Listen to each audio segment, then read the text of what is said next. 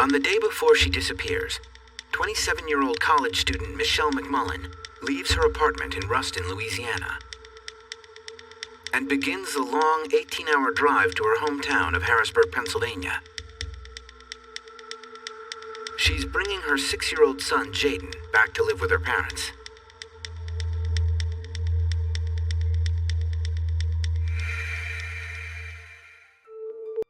A month earlier, Michelle had moved with Jaden thousands of miles away so she could complete her degree at Grambling State University in Louisiana.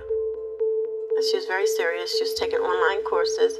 When it got close to the time for her to complete her studies, they told her she had to go to school there in order to finish. She has been a very dedicated mother. Jaden has been pretty much her life. She's spent most every waking moment caring for him. She's focuses most of her activities around him. And as a determined student, Michelle is intent on forging a better future for her and her son.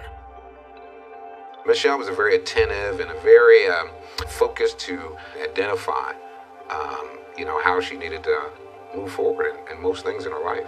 But when Michelle arrives at school, she is stunned to learn that the grant she had been expecting has not yet been approved. So she was very frustrated. She had planned on not having to need monies to pay for schooling for the fall. She had to sit down and figure out how she was going to pay for school, pay for her room and board, pay for books. Certainly the school said, well, you can come back in January, but she had moved everything, 1,000 miles. You just can't move back home and then move back again. Resolved not to let her financial situation become a barrier to an education, Michelle takes a job at a local McDonald's. But the pressures of being a single parent and a full-time student become too much for her. She had Jaden with her son. She was that attached to him and that close that she wanted him to be with her. Now, finding out that she had to also take on a full-time job as well as her school and trying to raise a son, it became very overwhelming. She just didn't know what to do. She was kind of, stuck between bringing her son back home or trying to keep him there with her. And our advice was to bring him home to family and friends here. Michelle agrees Jaden would be better off living with her parents in Harrisburg while she finishes school. I had spoke with her and, about me flying down to pick up Jaden and bringing him back. Then she decided that that's what she would do. But that's not what happens. No one could have predicted what Michelle would do next.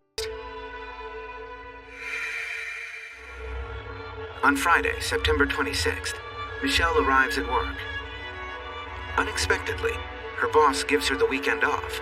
I believe that it was September 26th, which was a Friday, that she was scheduled for work, and her boss at the McDonald's, she indicated that Friday she had to make some scheduling changes, and she gave Michelle off unexpectedly that Friday evening until Tuesday.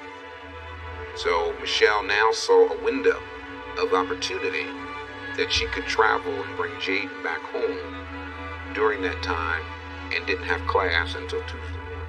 Curiously, Michelle chooses not to tell her parents she's decided to make the 1,200-mile trip from Louisiana to Pennsylvania.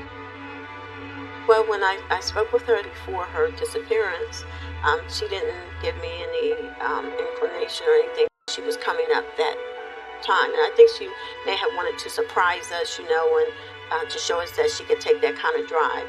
It's a decision that continues to haunt the McMullens.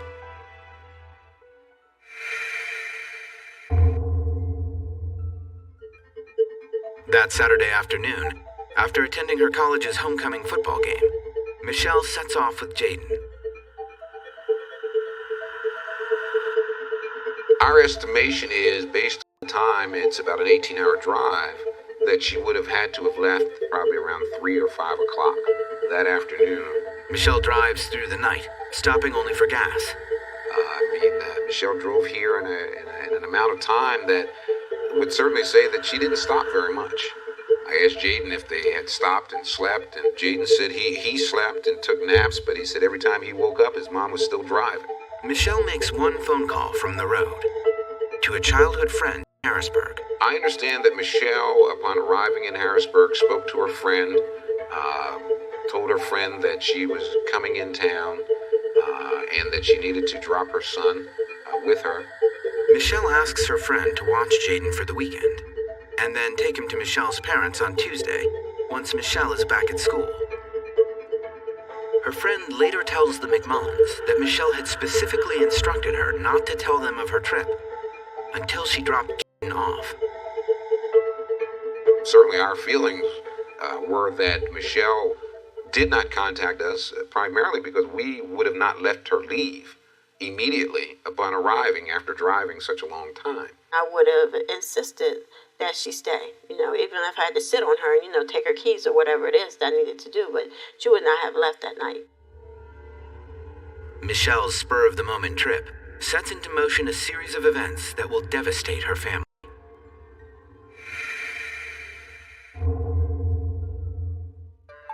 Around 8:30 Sunday evening, Michelle arrives at her friend's place in Harrisburg with Jaden. After meeting with her friend, she got back in her car, and this was about 9 p.m. on Sunday evening. Before starting the 18-hour journey back to Louisiana, Michelle assures her friend that she won't continue without stopping to rest. Michelle's friend was concerned about her traveling after having been up for such a long period of time. Michelle had told her friend that she had some pillows and blankets in the car and that she would stop along the way back, but that she was certainly intent on trying to get back to school by Tuesday morning. But Michelle promises her that once on the road again, she will call to check in. And she does. The call lasts only a few minutes. It is the last time anyone speaks to Michelle McMullin before she disappears.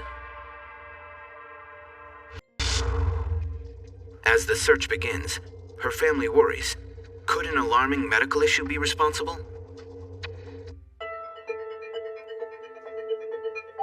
It's Monday morning, and Michelle's close friend hasn't heard from her since their brief phone call the night before. Michelle has left her 6-year-old with her and started the drive back to school in Louisiana. The friend tries Michelle's cell, but her repeated calls go unanswered.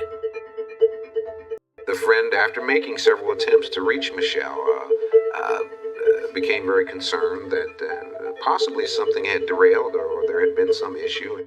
Weighing her promise not to call the McMullins until Tuesday against her concern for Michelle's safety, Michelle's friend finally picks up the phone. My wife got a phone call on that Monday morning that her friend or close friend thought immediately that something had happened. And I'm like, what? Because I'm livid. I'm like my mind is racing. Like, what are you talking about? On the phone, the friend explains that Michelle had been in Harrisburg over the weekend and left Jaden in her care. And she tells them that she hasn't been able to reach Michelle all day. Michelle's parents begin calling everyone they know who Michelle could possibly be in touch with, hoping someone has had contact with her. We started making calls to her school, to her job, to places that we thought she might have made contact with in her trip back. Monday would have been, for the most part, a day of travel. So we just really didn't panic, because I've never imagined that something horrific may have happened. We just felt that Michelle was just en route, that she was making her way back. She didn't want to spend time talking. We were concerned, but yet not fearful. But on Tuesday morning, when they find out Michelle hasn't shown up for her classes, they know something is very wrong. It's almost unheard of for Michelle to miss school. On Tuesday, we called the police. We became involved when her father, Mr. McMullin, called the police department and reported her missing. He described his daughter as a normal kid, single mother, working hard, going to school, was heading back down to college, and basically never showed up. But the police also explain that not enough time has gone by for Michelle to technically be listed as a missing person. The authorities said that at that point they couldn't help us. They couldn't do anything until the necessary time had elapsed of her missing. So pretty much throughout that Tuesday, we're very almost say frantic. On Wednesday, 72 hours have now passed since Michelle went missing. Her father, Michael, is finally able to file a missing persons report. Her name is also entered into the National Crime Information Center, or NCIC, database that law enforcement officers use to track missing people. That's nationwide, so whoever would come in contact with her, she was listed as a missing person. When police question Michelle's parents, trying to find out anything that might help them locate Michelle, they discover she's been plagued by severe migraine headaches. The father, Mr. McMullen, had told us that, and that was a concern.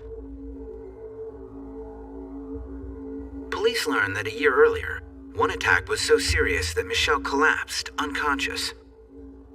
In fact, her son Jaden, then 5, dialed 911, and paramedics were dispatched to the scene to revive her. And he kept calling her mom, and she wouldn't answer. So he didn't know what else to do, so he just picked up the phone and dialed 911 himself. Michelle was rushed to the local hospital. She later tells her family that before the attack, her vision had become blurry. Was it possible that Michelle experienced a migraine attack so severe to cause a car accident? It sounds like a chillingly reasonable explanation to her father. We felt that Michelle had been in an accident, that she just, was not in any condition to be driving over 1,000 miles with such little sleep. The possibility that an injured Michelle might be stranded on the road, somewhere between Pennsylvania and Louisiana, haunts both her parents and law enforcement officials. Some of those back roads down there, you could be missing for a month before anybody would spot your cars. The McMullens immediately take action. We mapped the route from here back down to Louisiana and the towns that were in between here, and to identify the hospitals. From the religious bookstore and copy center they run, Michelle's parents call and send Michelle's photo to hospitals along Michelle's planned route to Louisiana, hoping that someone might recognize Michelle if she is lying in a hospital somewhere, unidentified. So she would have been in an accident and we would have known about that, but we came up with nothing. Next, police receive a new clue that will intensify the search for Michelle and deeply trouble her family. Michelle McMullen goes missing while driving from Pennsylvania back to her college in Louisiana. Her father files a missing persons report with the local police. Because Michelle has a history of severe migraines, family members are concerned that Michelle may have been injured in a car accident and unable to call for help. She was just a happy-go-lucky hometown girl going to college and raising a kid, single mother. You spend a lot of time spinning your wheels, and we weren't coming up with anything. While continuing to investigate the possibility that Michelle has been in a car accident, Harrisburg investigators also begin exploring other theories to explain her disappearance. They interview the friend Michelle left her son with in Harrisburg. What she tells them is shocking. According to the friend, Michelle has run away, possibly abandoning her son. This friend had said to the police that Michelle ran away versus her being missing. She tells police that Michelle left her a letter before she drove off. She had written a letter. Michelle had done it herself, and it pretty much gave it to her friend, and that she would be in contact with her. She wanted to check on her child. The letter was addressed to her friend, and had a nurse stating the fact that they're sorry for getting them involved in it, getting them in the middle. In addition to spelling out instructions on how Michelle's son should be cared for, the letter contains many perplexing statements. I don't know what's going on, but I know the fingers are all on me. I was responsible for everything. I'm hurting and scared. But Michelle's mother questions the authenticity of the letter. I said, this is not Michelle's handwriting. I had to keep reading it because, like I said, this is not my daughter's handwriting. It's similar to her handwriting, but this is not her handwriting. It's not. After analyzing the letter and speaking with the friend, police find no reason to conduct a handwriting analysis. They believe the letter is from Michelle. But the statements made in the letter puzzle them. Do they prove that Michelle willingly disappeared? It's an intriguing clue. And that's when we started some of the puzzle together. Well, she may have a reason not to be found. But the McMullins are adamant that Michelle would never run away. She was not a type of person who traditionally had run away. Hadn't been proven the type of person who just disappeared for no good reason. There is nothing in the letter to help them locate Michelle. And without more evidence to confirm what Michelle's friend had said, investigators continue to view Michelle as a missing person.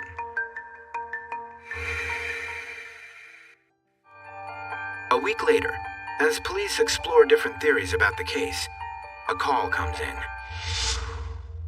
Michelle's 2002 Honda Accord has been discovered abandoned just over the Pennsylvania border in neighboring Maryland, near a truck assembly plant. We became aware Miss McMullin's car was here outside Mack Truck when Mack Truck Security called Washoe County Dispatch to advise that a vehicle had been abandoned on the access road here. We sent deputies out to check the car. Our dispatchers checked that license plate number through Pennsylvania Department of Transportation, and we received information that the car belonged to Miss McMullin. Sergeant Christopher Howard, with the Washington County, Maryland Sheriff's Office, was one of the first officers to arrive at the scene. When Mack Truck called us to report that the vehicle had been sitting here somewhere between 7 and 10 days, weren't exactly sure. With Michelle now missing for 10 days, this information fits perfectly with the timeline of her last known whereabouts. Investigators are frustrated that it took so long for employees at the truck plant to report Michelle's abandoned car. I would guess that they had figured it was probably just an employee's car that had broken down as they were leaving work, and they expected the employee to recover the car. When their car sat here for so long, they finally decided to call us. The news of the car's discovery rattles the McMullins, and in their minds, points to only one possibility. I'll be very honest with you, my heart sank because I felt at that point that she was taken from her vehicle forcibly, not at her own free will, because there was just no way in my mind that Michelle would go somewhere on her own and not contact someone. With 10 days lost, police scramble to make up the time. I mean, it's just lost time. So if she was in the area, obviously, if we had known it was there an hour after she left, it would have been a much easier chance of catching up with her. A local TV station picks up the story. The discovery of Michelle's car on the interstate did eliminate a few possibilities. One, that she wasn't in a car accident because her car was fine. And two, that she didn't die right there on the scene.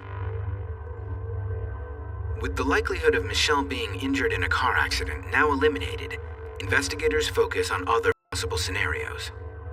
When we found the car, we weren't exactly sure why Miss McMullin had left it here. When we began to examine the contents of the vehicle, we looked at it as hopefully we would find something that would indicate where she may have gone. The examination of the car reveals some clues, but they don't all add up.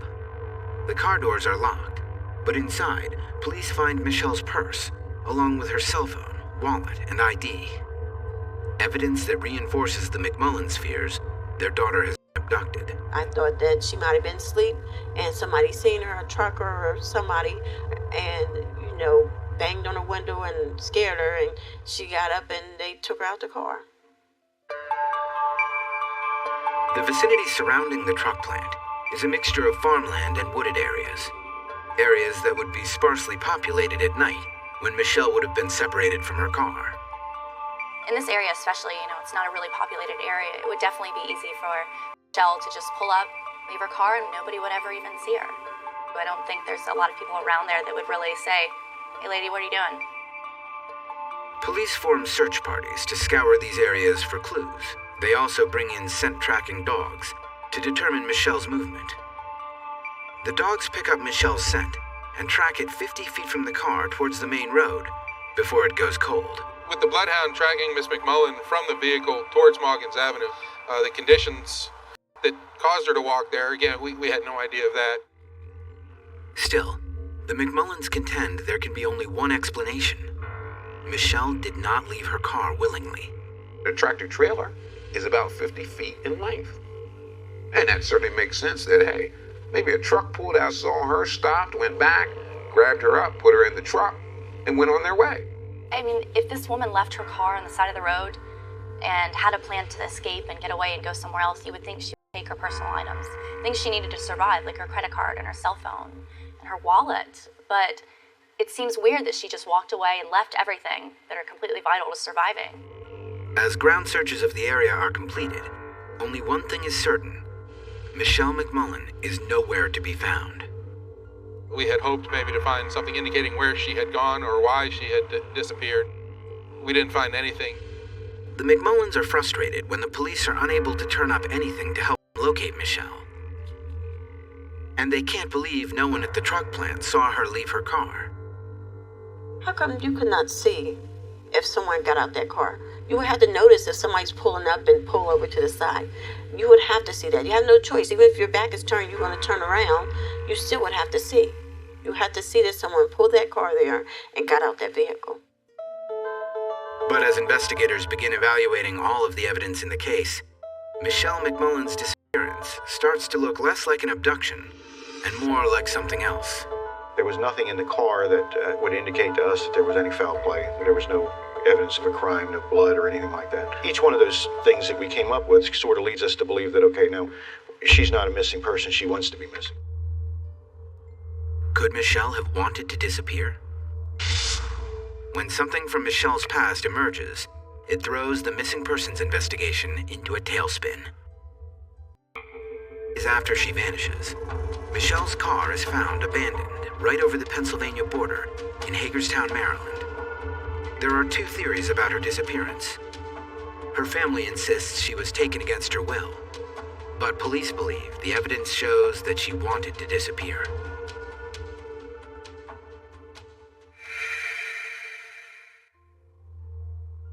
Suddenly, there's shocking news. A warrant for the arrest of Michelle McMullen issued in Pennsylvania by a neighboring police department. The charges? Felony theft by forgery, unlawful taking, and deception of an amount over $2,000 from the church where Michelle used to work before moving to Louisiana. Detective Michael Thornton is the lead investigator with the Susquehanna Township Police. Michelle was employed there as an administrator at the church. She was in charge of doing certain financial functions for the church. Church officials tell Detective Thornton Michelle had been employed at the church since November of 2007. But she was fired in July of 2008 for poor performance, a little less than a month before she moved to Louisiana. And it was at that time they discovered money was missing. They did an audit of the funds and discovered numerous discrepancies. Our investigation found that there's over $19,000 worth of missing funds. The McMullen family is completely dismayed. Michelle's father had been unaware Michelle had actually been fired from her job. As I understand, Michelle left her employment in the end of July and had given notice with the understanding that she was going to school to Louisiana and left with that purpose. Michael McMullen had spoken with Detective Thornton on the phone a month earlier about the theft investigation. But he believed Michelle was not being accused of any wrongdoing. I received a phone call from the Susquehanna Police Department, Detective Thornton, who asked me, did I know how to get a hold of Michelle? And he was very forward in that he said there had been an investigation with things at her former employment. He indicated at that time Michelle was not a suspect. He said they were not looking to arrest Michelle or any of those things. Michelle even tried contacting Detective Thornton when she learned of the investigation. And Michelle made an attempt to call him. And as I understand from the detective, he did miss the call. Michelle called me. She left me a voice message stating that I could contact her, but only through an email address. She did not give me a phone number. I understood later from the detective she had indeed tried to email him as well. And then they just missed each other. News of the arrest warrant causes Harrisburg police to re-examine Michelle's disappearance. We discovered that Susquehanna Township had filed criminal warrants for embezzlement and stealing from the church, and so that you start to look at the other aspect of that, and that kind of fit in when the friend was talking about she may be just on the run. Even given the letter, it is a theory that Michelle's father Michael cannot accept. He fears that police have already drawn their own conclusions about Michelle without having all the facts. Once there's any release of some type of criminal information, everybody's mind is made up. People are now convinced, well, she must have done something. That's what's wrong. She could be out there laying in a ditch dead. Somebody, harmed, injured, raped her, killed her. Police comb through Michelle's life, looking for places where she might be hiding. Michelle's cell phone records and email accounts are carefully scrutinized.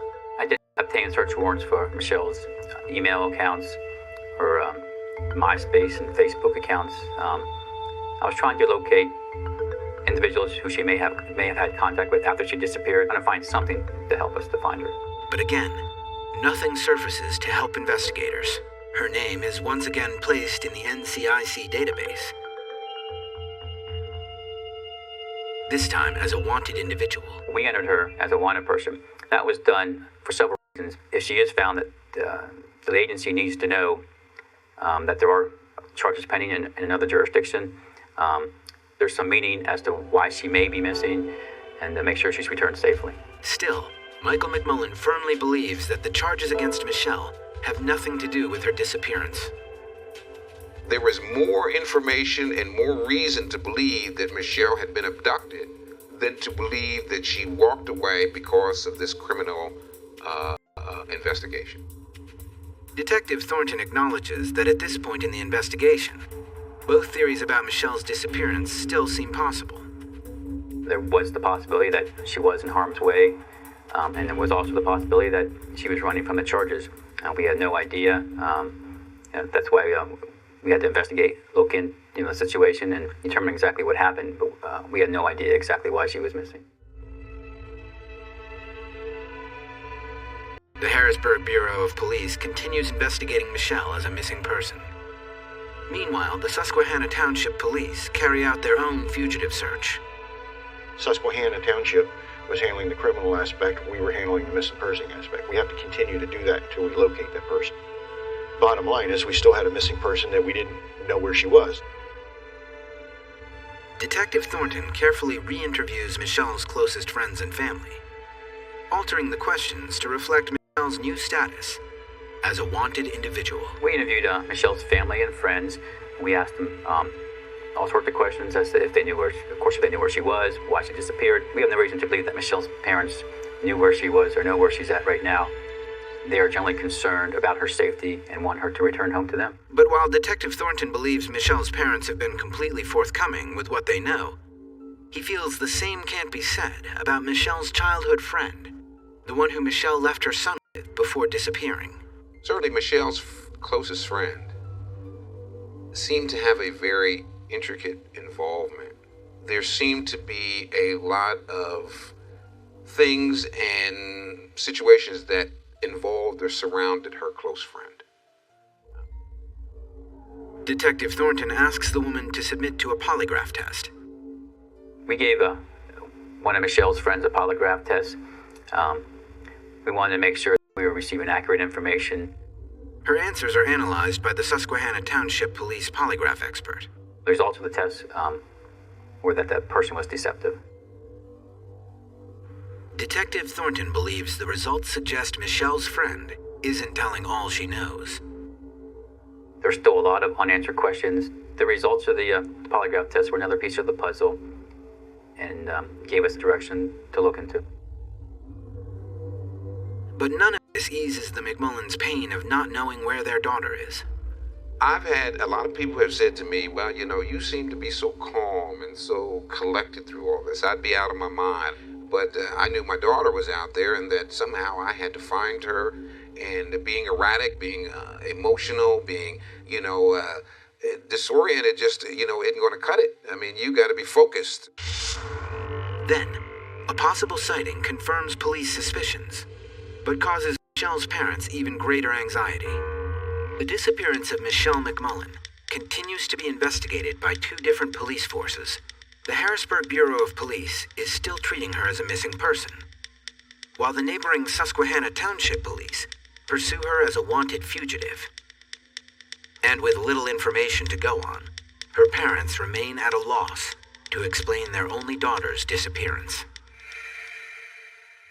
On Monday, December 15th, nearly 3 months after Michelle disappeared, an acquaintance walks into a hotel in Martinsburg, West Virginia.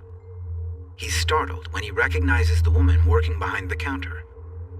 She appears to be Michelle McMullen. It's the break that police have been waiting for. We alerted the Harrisburg Police Department, and we in turn notified the Sheriff's Department and the police department down in West Virginia where she was. Investigators pounce on this startling tip. Just 30 miles from where her car was discovered, and a little less than 100 miles from her hometown. Could Michelle McMullen really be so close by?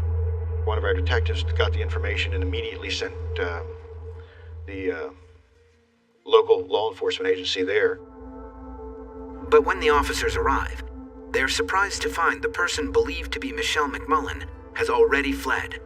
When police first were alerted of the sighting of Michelle in Martinsburg, they got there, they missed her for like 10 minutes. Well, that news was very frustrating. We were very close to her. We almost found her. And I don't know how she was notified that we were coming. I don't know how that happened, or whether she just said, "Oh, my friend saw me, the gig's up," and she just, left the area. But it was done rather quickly. Michelle's parents are stunned when told of the sighting. Immediately, we wanted to believe that it was Michelle. I said, where? How? I was just full of questions. Investigators question hotel staff, and a local news station devotes significant time to the story. They saw Michelle working here at the Knight's Inn. Customer come to check out, and a friend that was with the customer recognized her. From what? From Pennsylvania. He was a family friend and recognized her. And as soon as he recognized her, she tried to jump behind the wall so he wouldn't see her. She must have seen him coming. And then he saw her, and then she took off running. The individuals at the hotel were able to identify her in the photos that we had and provided. There's no doubt that's her, and she's now on the run. Investigators determine with near certainty that the woman is Michelle. But the McMullens are not as willing to believe this woman is, in fact, their daughter. So now in my mind, I'm saying, is this really Michelle? So I'm saying, well, I know when the police get there, they're going to do some fingerprints, DNA, something to conclusively, determine this was her. We had a positive ID, so at this point, there was no need to do any forensic stuff or DNA. We knew it was her. She'd been positively ID'd by 2 sources, plus the information we had found in the room clearly indicated that it was her. I don't believe that individual is my daughter simply because we have not got a 100% ID from the authorities. Police learn that this woman, who identified herself as Monique Watson, had lived and worked at the hotel for the last 2 months. That coincided with the same period of time Michelle has been missing. They examine Michelle's hotel room and uncover some very revealing evidence. She was living in the room at the hotel. We found stuff in the room that indicated that she was going by the name Monique Watson. We also found evidence that she was trying to obtain false ID, false driver's license, birth certificates, social security cards with that name. Hotel employees told me that they knew her as Monique Watson. When I kept saying Michelle McMullen, they had no clue who I was talking about. So I had to keep referring to her as Monique because that's how they knew her. That's how they knew her as a friend, as a hotel employee, as a neighbor. Reporter Nikki Burdine, arriving shortly after the police, interviews staff about how Michelle came to be employed. By 10 minutes. Hotel employees told me that Michelle had arrived kind of out of the blue, told them that she was running from an abusive boyfriend, and the hotel employees told me, they said, once somebody tells us something like that, we don't really pry. Another interesting fact is Michelle did not provide an identification when she got this job. The hotel employees told me that Michelle told her boss that she lost it in Katrina. And again, she hit the hot button. You don't ask someone about that. It's a touchy issue, and you just let her be. Investigators piece together all this information and form a narrative of Michelle's movements following her disappearance. She originally found the job at a hotel not too far from where her car was discovered in Maryland, but she only worked part-time. She was looking for full-time employment. The hotel owner knew of another hotel in the West Virginia area that was looking for full-time help. She traveled down there. She did get hired. She ended up working there full-time and living there. We're still looking into see who might have helped her move from Maryland to West Virginia, who her friends were, who she had contact with. Once again, Michelle McMullen has vanished. leaving only a few scattered clues and a trail of unanswered questions.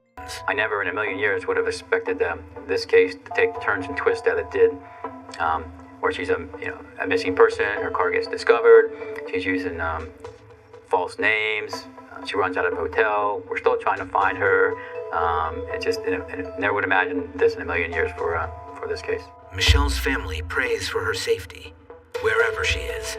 Her father's biggest worry? That something's going to happen to her while she's in the transit.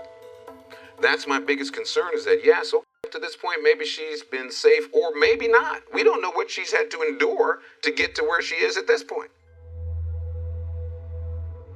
Your child is out there, and if she is running, who does she know? She doesn't know anybody, but just feeling, it's really unexplainable, just like an emptiness, a piece is missing, and you want to find your child. After reviewing the evidence, the Harrisburg Bureau of Police closes their missing persons case. But for Michelle's parents, the case is far from over.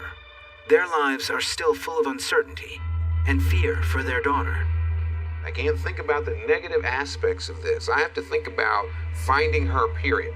And that's what I've been asking other people to do. Michelle's son Jaden still waits, wondering when he will see his mother again. Sometimes, he's the average 6-year-old boy, and then at other times he's like a little child that's like, "Where's my mom?" That's his words. "Where's my mom?" 2 years go by. The trail goes cold, and Michelle's parents wrestle with the possibility that they may never know what happened to their daughter.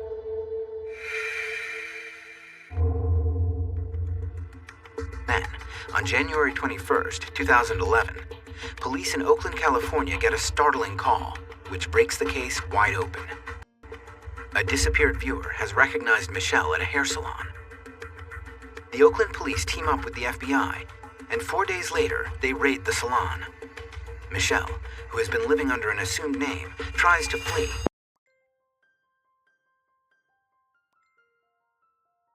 A gruesome crime scene leaves witnesses shocked.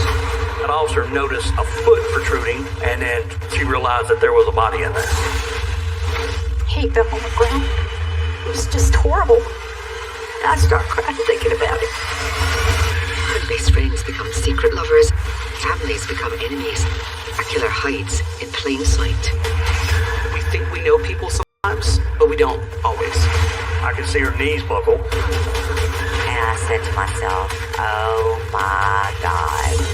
And that's when she realized that she needed to come clean and tell the truth. Take a dark journey through a maze of sex, sports cars, secrets, and money. Did she ever confront you about this? No. She never said anything to you? And I said, will we find your DNA in there? And she said yes. To expose a jaw-dropping tale of adultery, fraud, and cold-blooded murder. This is one of the biggest cases I've worked on. People that have felt safe in that part of town instantly thought, well, could that happen to me? Something wrong was going on. Lies upon top of lies. I think it's kind of sick. A small secret can become a big secret and can lead to some very bad things. A secret to die for.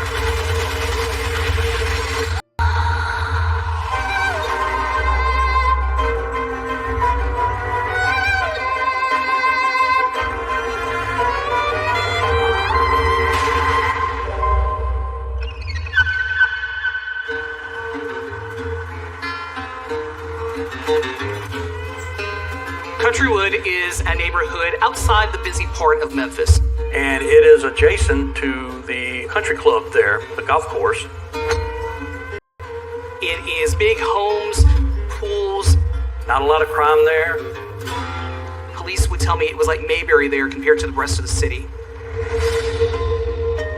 Countrywood residents Tina and Joe Corona are a big part of this upscale suburban community. And after 15 years of marriage, their life seems ideal. They were madly in love. I mean, they just couldn't keep their hands off of each other. If somebody was looking at Tina and Joe from afar, the relationship looked perfect. They had everything that they wanted. They were happy. Tina Tina is a vivacious and popular member of the community. She's also a successful VP at a top financial firm. I tell people all the time, she had it. She has whatever it is that people want to be around. She has it. Tina was involved in the financial world, and she was making a really nice career for herself. Even though she had not had graduated college with a formal business degree, Tina had a natural ability. My father was in business, my mother was in accounting, and that's all my sister knew growing up. Tina is not the only one who appreciates her parents' business success. Thanks to her father's mentoring, Tina's husband Joe has gone from selling shoes to running a successful investment firm, Corona Investments. Tina's father, who had a successful insurance company and sold annuities and things like that, brought Joe in to teach him the business. So what Joe was doing is he was selling annuities, and these are ways to invest your money, get a good result. They're seen as very safe. It's not like you're playing the stock market or, being risky with your money. Once Joe was selling insurance and they had a better income, Joe became very confident in himself. And the more things that they were able to buy. Tina had nice clothes, she had nice jewelry. The Corvettes obviously caught a lot of people's eyes. The more successful they became, the more vehicles that they did acquire. The Coronas are a power couple who have a taste for the finer things in life. They share a passion for collecting sports cars and love to race over to their friends at the Memphis Corvette Club.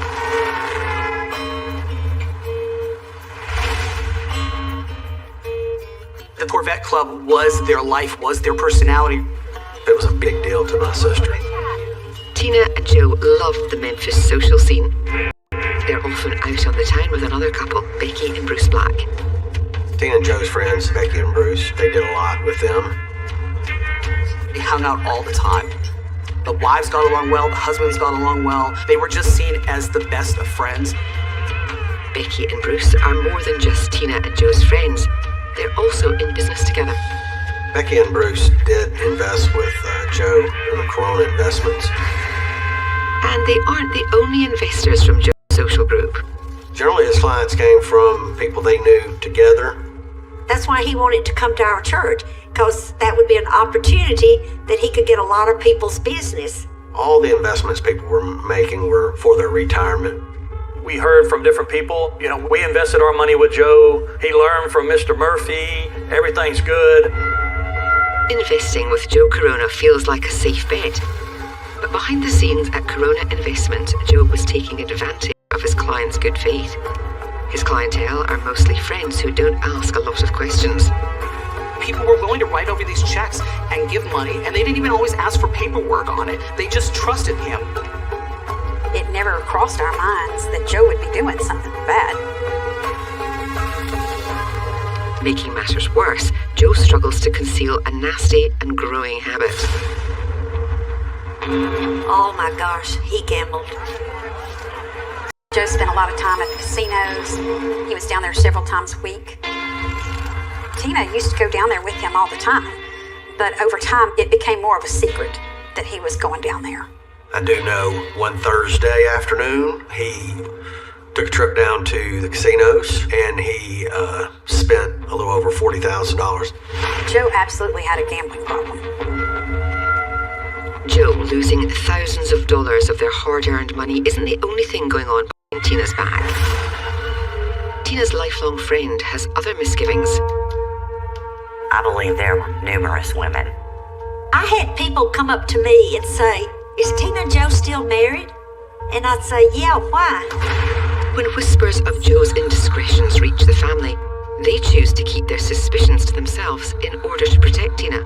There were never conversations with Tina about Joe. Anything that you said to Tina about Joe, she was going to tell Joe. And that was not something you wanted to happen. It put us in a very awkward situation. So I let that one slide. But it's about to become impossible for Tina's family to keep a lid on Joe's secrets. I'll never forget that day. It was probably about 2 o'clock in the afternoon. I had gone by the movie theater to see what was showing, and there they were.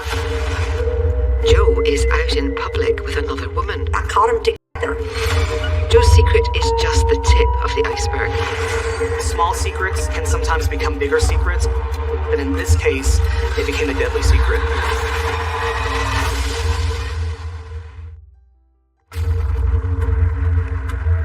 Rumors about Joe Corona's womanizing are confirmed by his mother-in-law. And the woman he is seen with is a shocker. Joe and Becky Black. And when I saw him, it just scared me to death.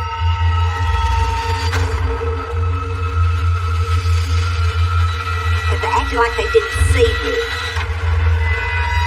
Joe works quickly to cover his tracks. Tina called me that night. She said, Mom, Joe said that you saw him at the movie theater. And I said, I did. He was there with Becky.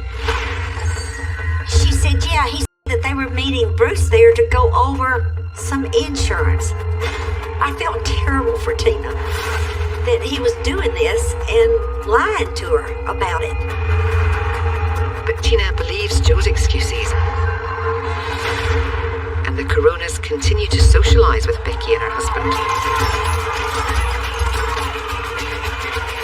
One night, Tina and Joe are out with Bruce and Becky for one of their high-rolling blowouts at the casino.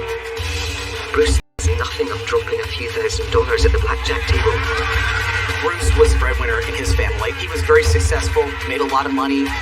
Bruce was a fun-loving guy, but he did like to gamble. He liked to drink. Joe would say, I love going to the casinos with Bruce because he had the money. Late into the night, the drinks are flowing freely and Bruce's bets keep getting bigger. Coincidentally, Tina's brother, Scott, and his wife, Sheila, are there that night too. Joe was not playing, Bruce was playing. Bruce was very intoxicated and he had stacks of chips. I guess around $50,000 of chips on the table there. When Scott and Sheila joined the group, they noticed something unusual. Joe did not drink, and normally people that don't drink don't really enjoy being around drunk people. But he did. He could take advantage of friends. And Joe certainly appears to be taking advantage of Bruce. Joe was helping him out by counting his chips and taking them, getting them cashed in every so often so nothing happened to his money. Joe said he was doing him a favor. And we just laughed, thinking, oh, he's going to take care of it for him. He's going to take it. I think probably Joe was doing a 2-for-1 special. It looks like Joe was pocketing some of Bruce's winnings. The chances are high that Joe was skimming some of that money off the top if Bruce was getting any of it back. When we left the casino that night, I just thought, that was the craziest thing I'd ever seen. Little does Scott know Joe's reckless behaviour is just getting started. Scott and Joe have office space in the same building, and he's about to get a front row seat to something unfathomable. Scott came home from work one day and was pretty upset, and I'm asking him what's wrong. And he told me that he had seen Joe and Becky having sex in Joe's office. The truth is, Joe and Becky have been having an affair for almost a decade. As time passes, they seem less concerned about getting caught. Joe and Becky were not trying to be discreet at all. They ran around as if they were married. And back at home, Joe was spending an unusual amount of time on his phone every day. I believe my sister started having an idea that Joe was up to something. And Tina asked Joe for the phone bill, and he did not want to give it to her. He did end up giving her a version of the phone bill, but Tina had also contacted the carrier and got the real bill. And when she looked at what Joe gave her compared to what the carrier sent, it was not the same thing. He had done a cut and paste job on the phone bill, and with the real bill, she could see how many times he talked to Becky. They were talking 16 times a day. Faced with indisputable evidence, Joe makes a stunning admission about his relationship with Becky. When Tina confronted Joe, he said, well, yes, but it was more of an emotional relationship. She doesn't mean anything to me. You mean everything to me. You're the love of my life. One Once again, with unwavering belief in Joe and their relationship, Tina falls for his lies. And Joe told Tina that the affair was over. Joe promises Tina that he'll work to rebuild their marriage. But then she receives another crushing blow. My husband died in his sleep, and I was just in a daze. Family was very important to Tina, and that really rocked her world. Tina wasn't Daddy's girl. She loved her daddy very much. She was devastated. As grief and turmoil engulf Clara, Tina, and Scott, dangerous deceit, secrets, and lies threaten to further rip this family apart.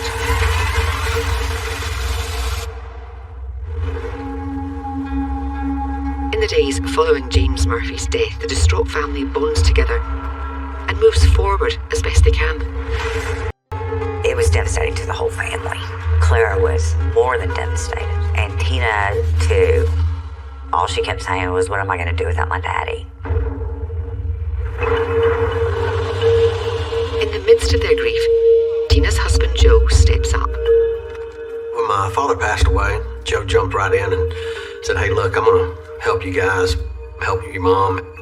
Joe started telling me how much he loved me, which shocked me. He'd never told me that in his life. Joe offers to help with the more complex part of the estate, James Murphy's vast car collection. Tina's father had collected cars. He had Bentleys, Rolls Royces, 57 Chevrolets, old Corvettes, but he would buy and sell them. And Joe had said, hey, I'll sell these vehicles, we'll get the money from them, that'll help with things. I had no reason to doubt that he wouldn't help my mother and do the right thing.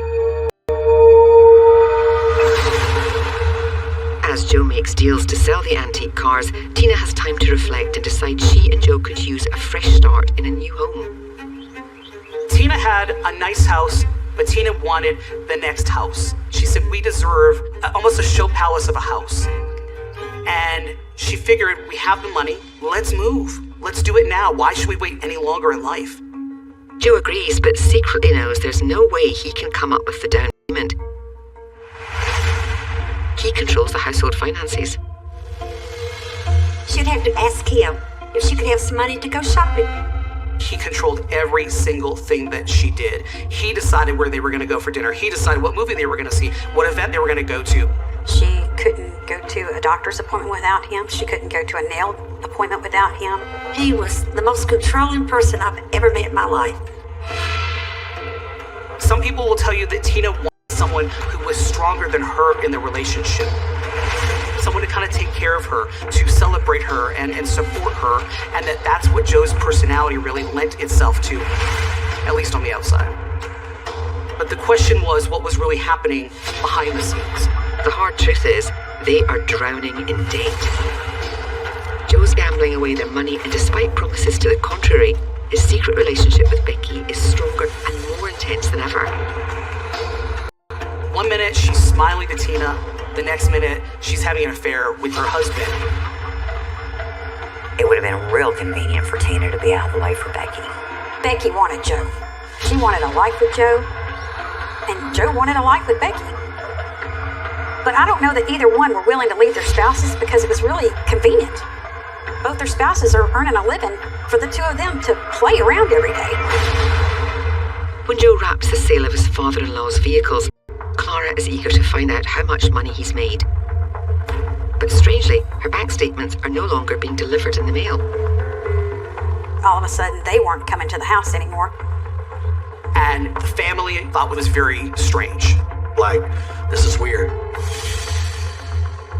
When my mother-in-law talked to a neighbor, they indicated they had seen Joe pulling up in the driveway and pulling mail out of the mailbox. He was checking mail and then putting mail back in there, so he was looking for specific pieces of mail. Scott and Sheila are convinced Joe's been stealing Clara's bank statements. But that's not even the half of it. I realized that something wrong was going on. Sheila helped me, and we logged everything that Joe had done. And went through each car and how much Joe had told her that it was sold for versus how much was actually deposited in the bank. One of the vehicles was a Bentley. It had 23,000 miles on it, and Joe had ended up selling that car for around $20-something thousand. And I had pulled up paperwork where my father had turned down several $50,000 offers on the vehicle. Joe had stolen about $30,000. It was Tina's mother.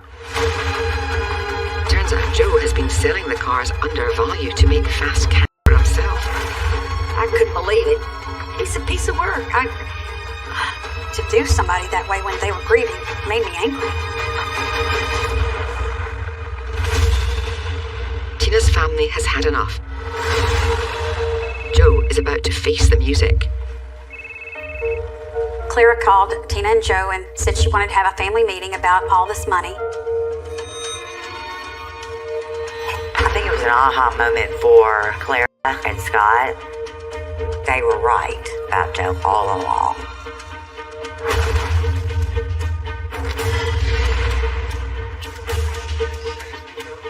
So when Joe and Tina got there, we said we need to go over everything on the vehicles.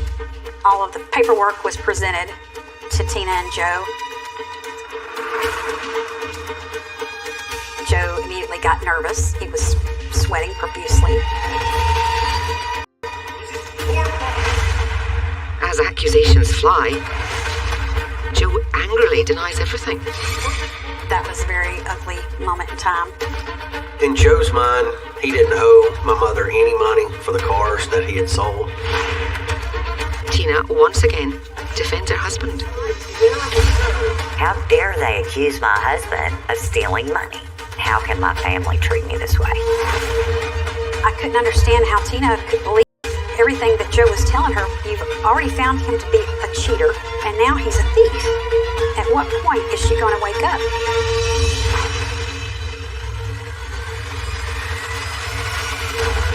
As the family conflict reaches a boiling point, Tina is faced with a heartbreaking decision.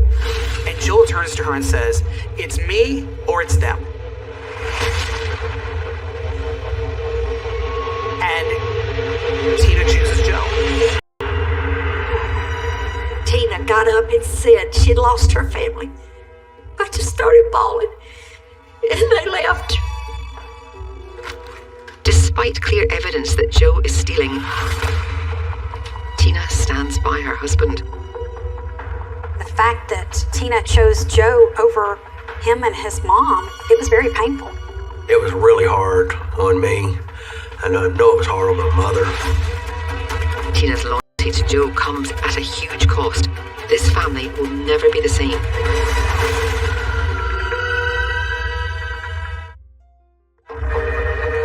In the weeks following the Murphy family clash, Tina abandons her family, and her world is getting smaller. She felt like everyone was against her. And life is no picnic for Joe. His clients are mostly friends who are starting to demand answers about the money they put in his company, Corona Investments. Joe counted on people not asking questions and really saying, well, it's my friend. He would never do me wrong. I'm sure he's watching out for the best interest of myself, my family, my children's college funds. But what they didn't know was behind the scenes, Joe was not investing their money. Joe was taking their money. And it's becoming more difficult for Joe to conceal the truth. People would ask for paperwork. Why haven't I gotten it yet? What was happening with their money? And they felt that Joe was giving them a runaround. Joe didn't like questions. Joe would push you away. And that raised a red flag with people. And it started eventually creating tension. He was constantly chasing his tail. He just ran in circles, and he was losing control. Tina is oblivious to Joe's shady business dealings. She's at the top of her career, believes that they're in great financial shape, and wants to move to a posh Memphis neighborhood. Tina didn't really ask questions about the money. Tina believed that the house that they currently lived in was paid for. But it had a sizable mortgage on it. She thinks they're free and clear, and she assumed that they had a lot of money in the bank. Even with cash buyers for their current house, Joe keeps stalling on the purchase of the new home. Joe says we gotta show this, then he's gotta find something else for the mortgage people. I don't know when we're gonna close on this house. Joe knew that when you start getting banks involved and you start having people look into finances to buy that beautiful house that Tina wants, you can't hide things. People are going to find out. The walls were closing in on him. Eventually, something of them had to give. Joe's lies and betrayals are starting to catch up with him, and he knows it. The last thing he wants is for Tina to uncover the truth. There's an indication that Tina was perhaps starting to ask questions. This house that they were supposed to be buying just kept dragging on, and I think she knew that there was more to all of this and something wasn't right. I think she was on the verge of discovering the truth. Tina's worries and suspicions are affecting her health, and she reaches a dangerous low point. I could tell she wasn't herself. She wasn't the bright light in the room. She was very dim. It's almost like the persona started cracking. Not feeling well, putting weight on. She said, I just feel fat and ugly. And I said, is Joe doing this to you? She goes, well, I guess when he tells me that he's not physically attracted to me. And there's more on Tina's mind. Becky Black is still on the scene, and her behaviour is starting to creep Tina out. Becky wearing the same kind of clothes that Tina wore, wearing the same perfume. It was Joe's favorite perfume. Her hair, she bleached her hair like Tina. I think it's kind of sick. I'd never seen her so depressed. As her melancholy intensifies, Tina searches for something to celebrate.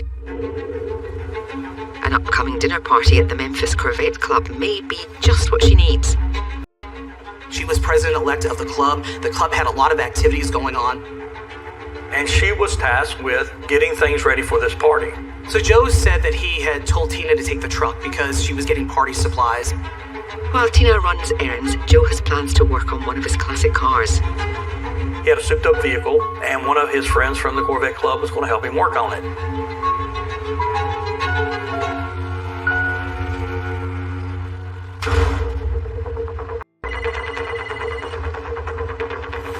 By early evening, Tina hasn't arrived at the Corvette Club. People are calling Joe from the Corvette Club, and they're like, hey, we're trying to get in touch with Tina. We haven't heard from her. Joe says he doesn't know where she is, but he's worried. She's been gone all day, and he hasn't heard from her. Joe called me Saturday night and wanted to know if I had seen her from Tina. So I checked, and I said, I have no missed calls, no texts, no message, no nothing. I said, what's going on? And he goes, well, she left here this morning, and she's not answering my calls. Really worried. No one has seen or heard from Tina, and now Joe and her friends are starting to worry. I thought, oh gosh, what has she done? Did she take off? Did the depression get the best of her? What did that little sneaky girl do?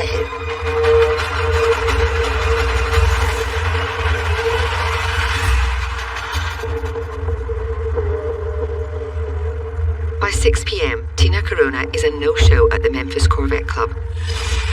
Panic is setting in. Her best friend Carrie is determined to find her. I said, have you called the police? No. Have you called any hospitals? No. I said, I tell you what, you put a search party together and retrack where she was going that day. So they were supposed to have a big party that night, and instead that party turned into a search party. And they spread out looking for Tina. When Joe contacts the police, they agree to put out an APB and be on the lookout for the vehicle. You have all of these people in the Corvette Club looking for Tina, and there are questions of why wouldn't you call the missing person's relatives? She had apparently been missing since Saturday. Nobody had called me until Sunday afternoon. I spent the majority of Sunday night into Monday morning driving all around Memphis and different areas. We drove around to the hospital. We were out till after 2 o'clock in the morning looking for her. It was like looking for her in the hay haystack. And I kept thinking maybe she got smart and left him. The weekend search is fruitless.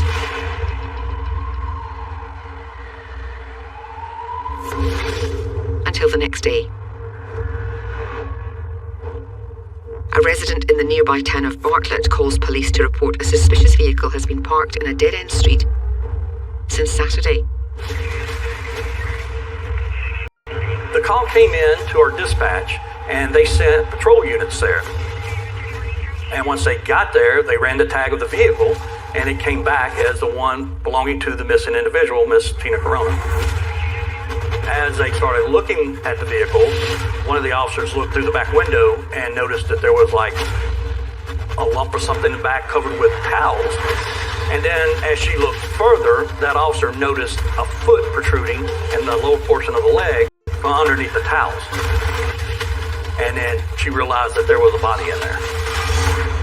Police quickly identify the body as Tina Corona. The truck itself, it looked like it had been ransacked. The glove boxes were open. There was stuff thrown on the floorboards. Police consider the possibility that Tina is the victim of a carjacking. I got there and I observed that her shoes were just stacked together side by side. And I thought that odd. Tina's purse and cell phone are gone, but her expensive jewelry is still there. If you're going to commit the dirty deed of a murder and carjack somebody's car or rob them, why would you not take $30,000 worth of rings? Because if it was a robbery, that's what you're going to rob her for. Why would you leave it? So that seemed very odd to us. And it kind of struck a chord in the back of our head. There's something else going on here. Officers are dispatched to deliver the tragic news to Tina's family.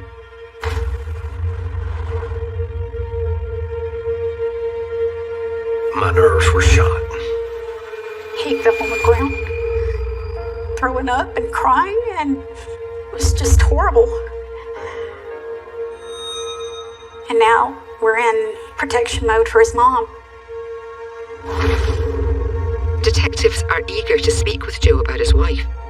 What we started learning is that Joe was truly in love with Tina. They question his whereabouts on the day Tina disappeared. Joe tells them he was at a friend's working on a classic car. Joe says he drove back to the house and then kind of went on his day as normal. Police confirm Joe's alibi. But Scott and Sheila have a lot to unload about Tina's disappearance, and they are quick to spill everything they know about Joe to the detectives. We spent several hours with them and told them everything that I knew, unedited. And then we start getting a different picture of Joe. Joe the manipulator. Joe the guy who's worried about money, who's trying to make the hustle. Tina's brother advised us that Joe had been carrying on an affair with Becky Black for many years. So here you are, you have the husband, he's having an affair with Becky Black, and who's to say that Becky Black didn't have something to do with the disappearance and the murder of Tina? So now she becomes a suspect also.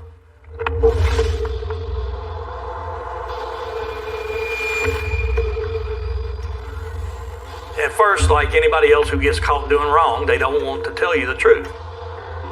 We told her, we have the car, the Avalanche. We are going to search that Avalanche. We're going to find physical evidence. We're going to find DNA. And I said, okay, well, we find your DNA in there.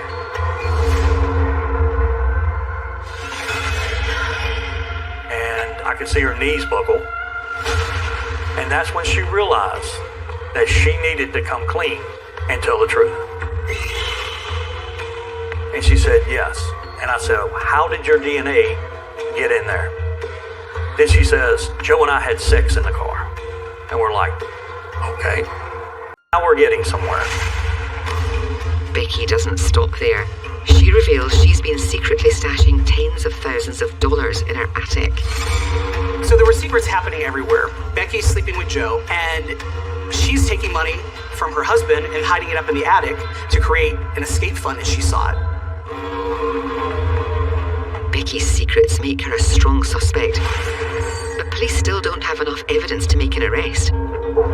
Meanwhile, the community remains want answers. There was pressure on police to get this solved, to make an arrest, to make people feel comfortable, feel safe again in their city. And people just wondering, why hasn't this been solved yet?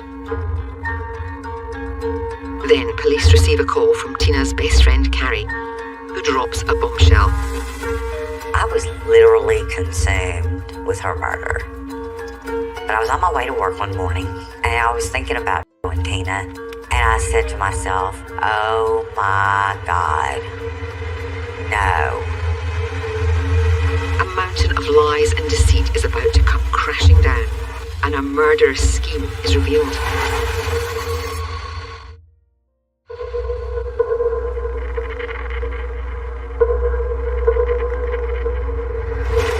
With her best friend's murder occupying her every thought, Carrie Brown's revelation is a game changer in the stalled investigation.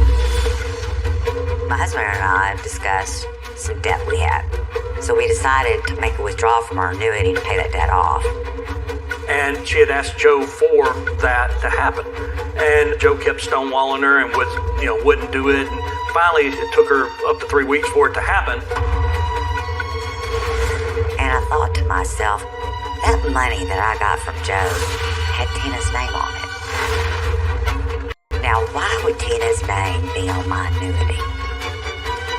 And I said to myself, oh my God.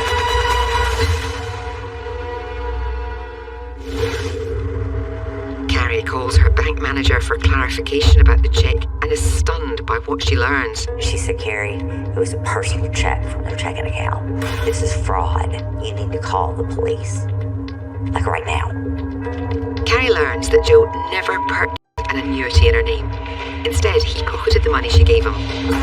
Now we've got a husband who's cheating on his wife. Now he's cheating his wife's friends out of money. Maybe we need to look at Joe a lot more. Armed with this new information, police subpoena Joe's bank records. They discover Joe is bilking his clients by depositing most of the money he receives into his own personal accounts. He then forges his clients' monthly investment statements. Joe is a con artist. He's a scammer. Joe Corona's shifty business dealings reveal the criminal side of his character and push him to the top of the suspect list in his wife's murder. And Becky Black is dismissed. As the months pass and the investigation rolls on, police acquire a key piece of evidence from a neighbour's home security camera. We're able to recover the video from his system. The footage shows the black pickup truck exit the garage on the morning of Tina's disappearance, but doesn't show the driver. That's the truck that was found with Tina in the back of it dead. I think Joe's driving that truck. The video also reveals Joe driving back to his garage later that day in one of his classic cars, a car that was not kept at his house. A half a block from where she was found is a storage facility. And Joe keeps his antique cars at that storage facility. Cell phone records confirm Joe was near his storage unit that day. So he was within a 5-minute walking distance from the location that his wife was found to where his antique cars were. This is the evidence they need. We've got probable cause to put him in the scene, in the area, in the truck. At this point, investigators are thinking Joe killed his wife, abandoned her body in his truck, retrieved a car from his storage unit, and rushed to his friends to create an alibi.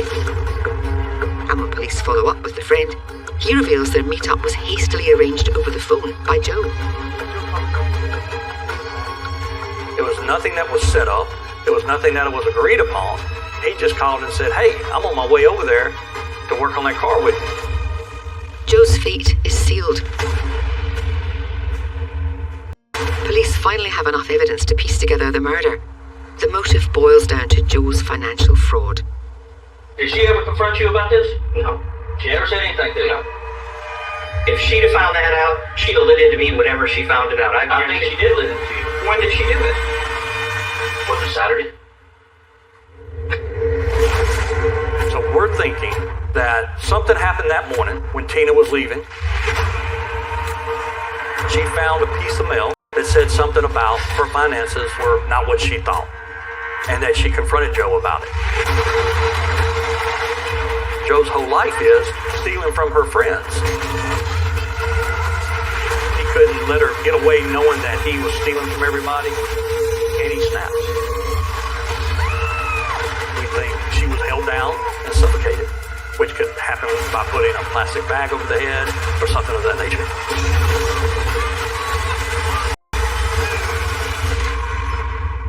I believe she never left the house that day. Joe then drove his wife's body to a dead-end street in the town of Bartlett and abandoned it, staging it to look like a botched robbery. It took 5 months to compile all the evidence that led to Joe Corona's arrest for murder.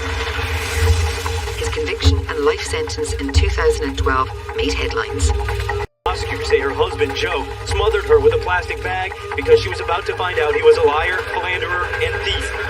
We, the jury, find the defendant guilty of first-degree murder as charged in the indictment. You know, she had all these people up here who loved her.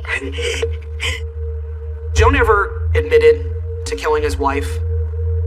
He did admit to the financial fraud part of it.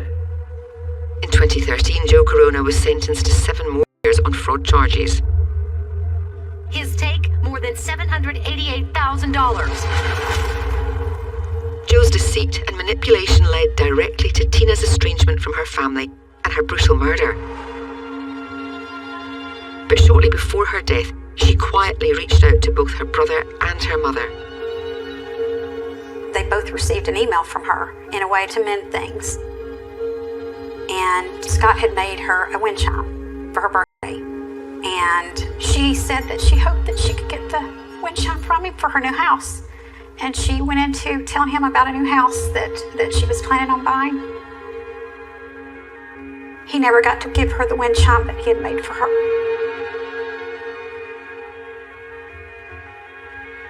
She was killed at 44 years old. She had her whole life was ahead of her. I just wished I'd gotten to see her in person before she died. Tina being gone changed my mother-in-law. Tina being gone changed my husband. They'll never be the same people again. Family gatherings are not the same. That happiness is not there that we once had with her. She knew I loved her.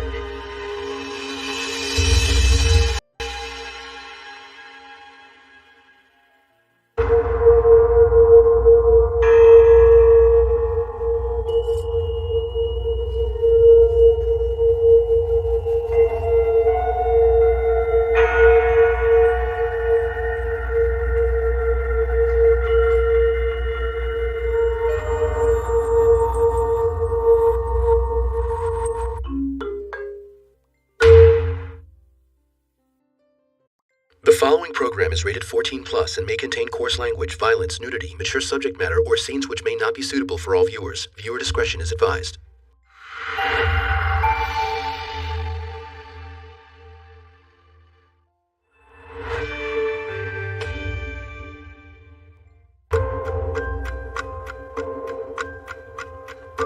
A brutal home invasion. A young woman gunned down in her prime, and a decade-long search for the truth. This was a very intimate, strange killing. With 2 possible stories and conflicting evidence for each. If there's so many small lies, what are the bigger lies out there? Forensic evidence usually proves what happened, but sometimes it has to prove what did not. Financial documents don't lie. People lie. Oh my goodness, he tried to frame an innocent man for this. Every crime scene tells a story. It begins just after sunrise, on a residential street in St. Paul, Minnesota. State Patrol 911. Someone's trying to break into my home. What city are you in, St. Paul? I'm in St. Paul. Hang on just a second. The caller is 25-year-old homeowner Heidi Furcus. She's scared. She is a bit confused. What address are you at? 17 what? 1794 Minnehaha Avenue. Heidi screams, and then the call goes dead. Well, I don't know where she went there. Just over 1 minute after Heidi's call ends, another 911 call comes in. State Patrol 911. Okay, are you in St. Paul, sir? It's Nick Furcus, Heidi's 27-year-old husband. You've been shot? Okay, stay on the phone with me, okay? Nick is screaming and asking for help. He's been shot, and it's very clear that he's in a lot of pain. The person that shot you is still there. Okay, just deep breath and listen to me. What race was he? I don't know. Okay, do you remember what he was wearing? I don't know. You're the only one that's injured. No, he's good. He says his wife has been shot. Nick? 911 stays on the phone with him while they dispatch police. And police arrive 6.5 minutes later. Okay, Nick, you can hang up the phone. House looks totally calm from the outside. They open the door and they can immediately smell the gunshot powder still in the air. In the kitchen, they see Heidi on the floor, on her back with Nick next to her. He's unable to walk. Nick is rushed to the hospital. Sergeant Jim Gray is the first lead investigator on the case. When I went inside the residence, we saw the shotgun that is laying on the floor in the foyer area. The double-barreled shotgun is just inside the door, next to a small table. On this table, there's a water bottle, there is a receipt, a beer bottle. Past the front entryway, they see a pair of jeans that are partially pulled out. And then further ahead, Heidi was laying deceased. Heidi was shot almost square in the back. Her spinal cord is severed. She falls straight down. She's paralyzed. So where she is essentially where she was shot. Heidi is declared dead, but Nick isn't told yet. He's being treated for a gunshot to his upper left thigh. His injury is not life-threatening. A St. Paul police officer goes to the hospital to speak with Nick. They do a 15-minute recorded interview. Nick, can you tell me exactly what happened? Yeah, I got up to go to the bathroom or get a glass of water. I heard somebody fiddling with the front door. I woke up Heidi to have her call the police. I grabbed my shotgun out of the closet. When you were doing this, where were you? I'm in the master bedroom. Nick told us that he was bringing the jeans because his wallet was inside the jeans. They went downstairs to exit the house towards the back door. And then we decided we were going to run to the garage and just get out of the house. But before they could do that, the intruder got in. The door opened up and Heidi kept going and then turned and got grabbed. Nick and the intruder then wrestled over the double-barreled shotgun. We were kind of both holding on the gun. And as they wrestled for the shotgun, it discharged. That's when Heidi fell down. Nick and this intruder continued to wrestle for control of the shotgun, and then that's when it went off a second time and struck Nick in his thigh. And then this burglar ran out of there and disappeared. And Nick then somehow got himself over to Heidi and called the police. Can you describe who you saw? All I saw was a guy in a hooded sweatshirt pulled low, maybe sunglasses on or something. He might have been black, but I'm not 100% certain. Could you guess how tall he was? Over 6 feet. What else can you describe from him? Gloves. We did not have a lot of information about the intruder initially. The first officers really spent a lot of time trying to talk to neighbors, trying to see if anyone saw anything. But nobody reports seeing anything or anyone that morning. What is clear, the community's sense of shock, fear, and grief over Heidi Furcus's death. She was one of those people that brought so much positive energy and light into a room that people remember that and appreciated it. She was faith-filled, sounded like sunshine and happiness for all of those that were around her. This was a very intimate, strange killing that involved a home invasion burglary. And the intruder being out there that committed this crime was very scary for our residents. The search for evidence of the intruder begins. We had already contacted our crime lab. have them come out to help us process the scene. They swab that table, they swab the door. They collect possible fingerprints. They do an examination of the shotgun. They do notice a fiber by that trigger guard of the shotgun, a blue cloth fiber. We analyzed the door extensively, looking at tool marks, looking at the lock mechanism, and see did it look like somebody had forced their way in. They do see some marks on the frame around the door. As CSIs process the scene and collect evidence for analysis, Nick is released from the hospital and meets with Sergeant Gray at the police station. This is the same room where Nick and I had our conversation. It's definitely a flashback. Sergeant Gray begins by asking about Nick and Heidi's relationship. You guys have any problems or anything like that? Just the normal stuff, like, stresses about finances, but I would say we're still best friends. With regards to the relationship, nothing really stood out. He didn't think that Heidi was seeing anybody, and Nick denied seeing anybody else. You guys aren't behind in the bills or anything? We are behind in the bills. We foreclosed on our house. Okay. They actually owed more on the house than it was actually worth at the time. We have to be out by Monday. Tomorrow. Nick and Heidi's eviction from their house was set for 12 noon, the day after Heidi's murder. When Nick told the police about that, I think they were very surprised. There was food in the refrigerator, clothes were still hung up in the closets. I thought it was extremely weird. The house was impeccable, that there was nothing packed up, nothing boxed up. The foreclosure was obviously something that we wanted to look into, and he was only giving us the tip of the iceberg when it came to that. Do you have any questions for me, Nick? Well, I just want to know the final answer on Heidi. We're about an hour and a half into our conversation, and that's when he finally asked me about whether or not Heidi survived her injuries. There's a couple parts of my job that I really hate, and this is one of them. We did not want to tell Nick that his wife had passed away because sometimes a witness or victim can tend to, for lack of a better word, lose it. She didn't make it. I figured that. And I figured I'd give him some time to be alone so that he could grieve in peace. I wanted to see what his reaction was going to be. Once I told him that, he did not cry at all.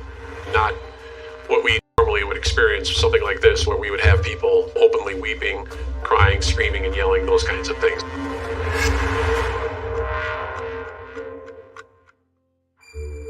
At the end of the interview, police have one final question for Nick. Do you have anything to do with this? No, absolutely not. Okay. Absolutely not. All right. Why is there a party that wants to ask that? Well, Nick, I'm a police officer, okay? Yeah, I gotta ask the tough questions, all right? Nick's answer, I always equate that to a weak denial.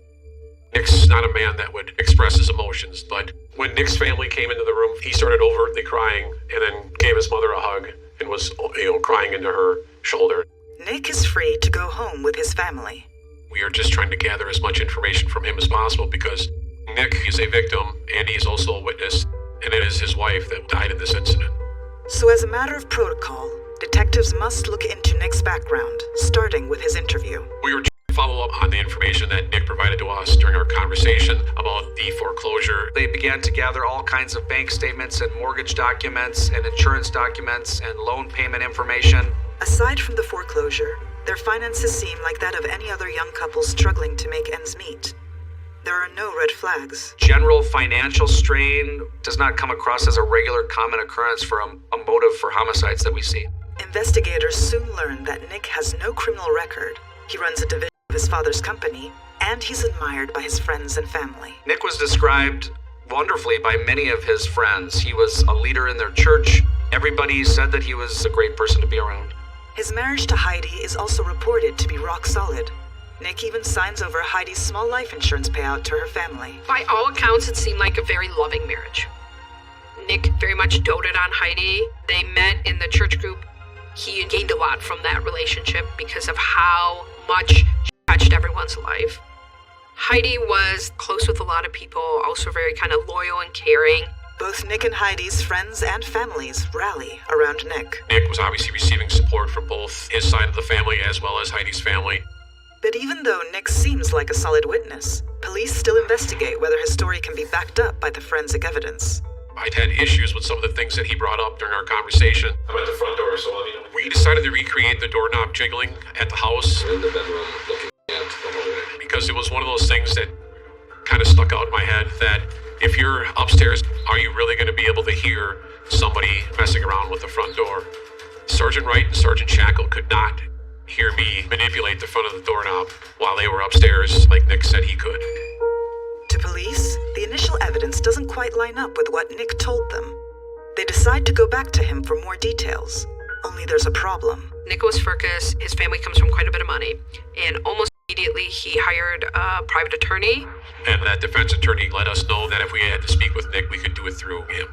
It was Nick's right to do what he wants. We obviously had more questions. Nick and his lawyer refused to answer them.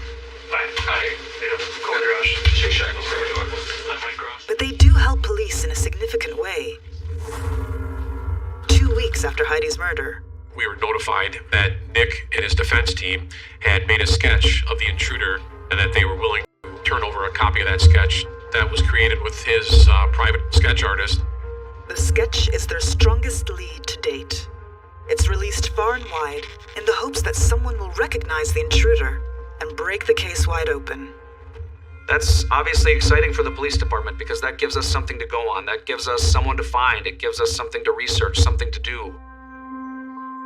We got a few leads and we did follow up on those, but nothing came to fruition for us.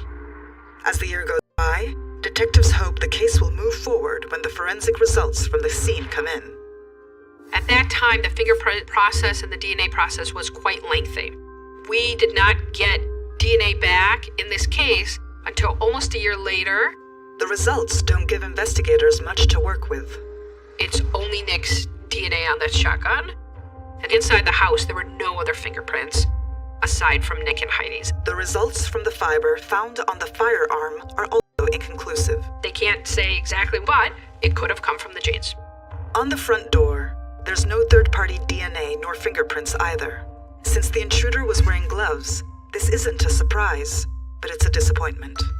Desperate, investigators return to the only real evidence of the intruder they have, the sketch. Police every year around the time of Heidi's death would put this in the paper, and any tip they got, they investigated. But none of the tips lead to the intruder, and the case goes cold. Meanwhile, Nick starts dating again. Nick met someone else. He moved on. He was friends with my sister, and so we would hang out all the time. I just was like, oh, I can trust this person. He's kind to me. We had a friendship for a while before we started dating. We ended up getting married in August of 2012. But marriage to Nick comes with rules. He did not talk about Heidi. He was told not to say anything. His parents sat us down and kind of gave us just what we do, what we don't do when we're in this family. One of those things was talking to media. But Heidi's family does the opposite. 4 years after her murder, they team up with the police and the media in an attempt to re-energize the investigation. The St. Paul family spent the last 4 years praying police would find their daughter's killer. Now they're asking the public for help. Heidi's mom and dad were very patient, very loving, very kind, but I think that they started to reach a point where they didn't want to be silent any longer because they were looking for answers and looking for information. It's been difficult because of the way that Heidi was taken. There was some suspicions within Heidi's family and that Nick was potentially hiding something about the financial situation. Well, it's certainly the biggest challenge we've ever faced. There's these other layers to that we're hoping to get some relief from. Police now want to talk to her husband again, but they say the husband doesn't want to talk to them. And we know there's at least one person, if not more, that knows exactly what happened. When you say at least one person, are you talking about Mr. Firkus? Well, we would love to sit down with Mr. Firkus again if he ever desires to do so. Police want to ask Nick about the inconsistencies in his story about the intruder, and whether Heidi knew about the foreclosure. Her family says she didn't. Her family was very clear. No one in her family did she tell about this foreclosure. That was completely contrary to anything in Heidi's personality or the way she conducted any part of her life. On the advice of his lawyer, Nick continues to stay silent.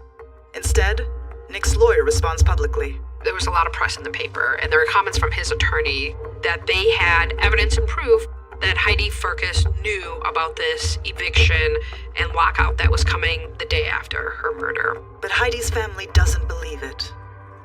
As they continue to question Nick's foreclosure story, The investigation takes a surprising turn. We received a phone call, and it was a very exciting day. I remember it very clearly that a woman had called, and she said, I know who's in that sketch. She said that he frequented our downtown Skyway system, and she said his name was Michael Pye.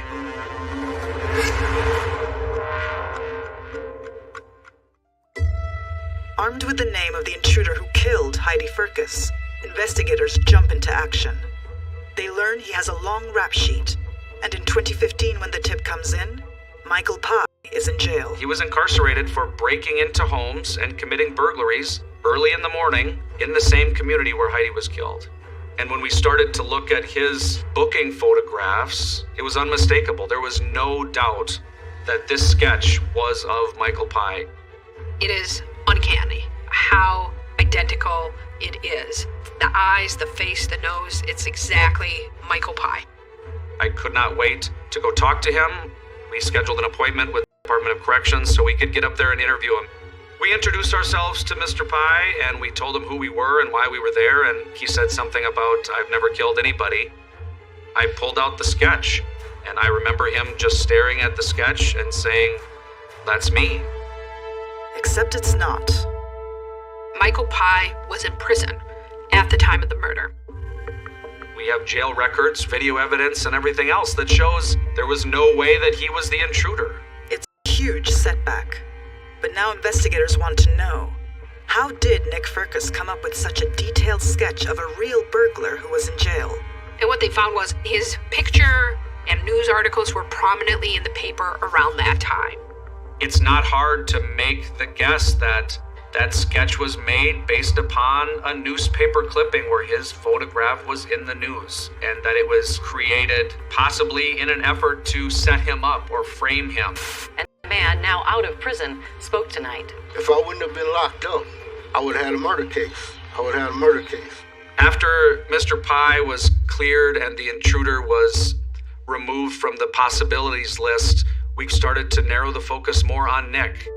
It was at that time that we started to delve more into the financial records and the history in their past. Over the course of the investigation, detectives had gathered hundreds of pages of financial documents and correspondence. They bring in Kevin Sullivan of the Financial Intelligence Unit to help them make sense of it all. Heidi was not there to tell the story. We had to use these documents to tell the story of what happened in the last 4 years of their marriage. People lie, but a bank statement doesn't lie. Financial documents don't lie. They're the best informants out there. Sullivan uses the documents to create a timeline of the couple's financial activity. So this is the timeline of the activity from 2003 to Heidi's death in 2010. Nick and Heidi were married in 2005. 2007, in August, they buy a house. All of a sudden, things started changing. Within a year, there were $17,000 in debt on that credit card. Then the next month, they stopped paying the mortgage. Their last mortgage payment is September 2008, 19 months before Heidi's murder. By June, the house is no longer theirs. The house has been foreclosed on. They're both summoned to court to set an eviction date. Even though Heidi works just a block or two away, he says she's not available. The issue here is Nick is the only one who signs this document. Heidi was not at the hearing. In fact, Heidi's signature was nowhere to be found. Was there anything in any of the documents indicating that Heidi had communicated with the banks? No. Had she signed anything? No. He's the only one who signed paperwork after their mortgage. When people ask, where did the money go? Nick just became incredibly irresponsible. It just went to general spending. Investigators conclude that Heidi was completely unaware of their financial situation. As police try to determine what else Nick might have lied about, his second wife Rachel starts to have questions of her own. I first started to notice him lying about small things, normal medical bills that weren't getting paid. Collections would call me, would ask him about it, and he would just say things like, well, I tried to call them, but they're not calling me back, or the bank messed things up. If there's so many small lies, what are the bigger lies out there? I just started to do my own investigating, I guess. I would search drawers, I would search his closet, and so I would just dig through his stuff. And honestly, I didn't know what I was looking for. And then I found that letter that said we hadn't paid our property taxes and that we were going to be foreclosed on in 2020. Looking at a paper that said you were going to be foreclosed on and knowing his past terrified me because history was repeating itself. After Rachel discovered that Nick had been lying to her, she snuck out of the house. I just knew that he killed Heidi.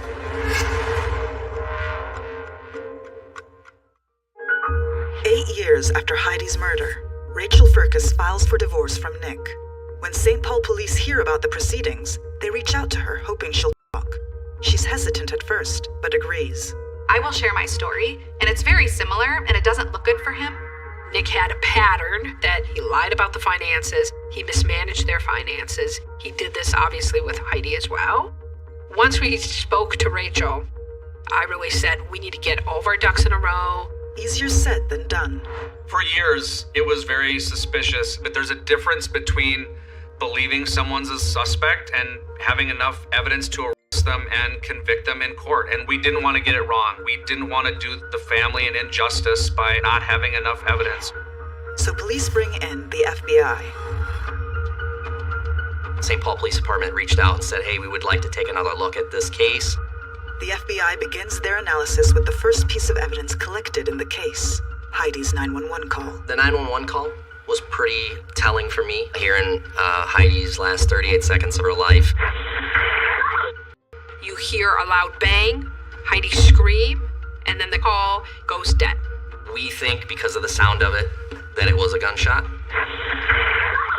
And what was important about that call was what you hear and what you don't hear. If an intruder had broken in the door, if there was a fight going on in the doorway, how come you can't hear that on the phone? We never heard any sign of any third party in that room. Nick called 911 from the same spot and same phone as Heidi, yet his call plays differently.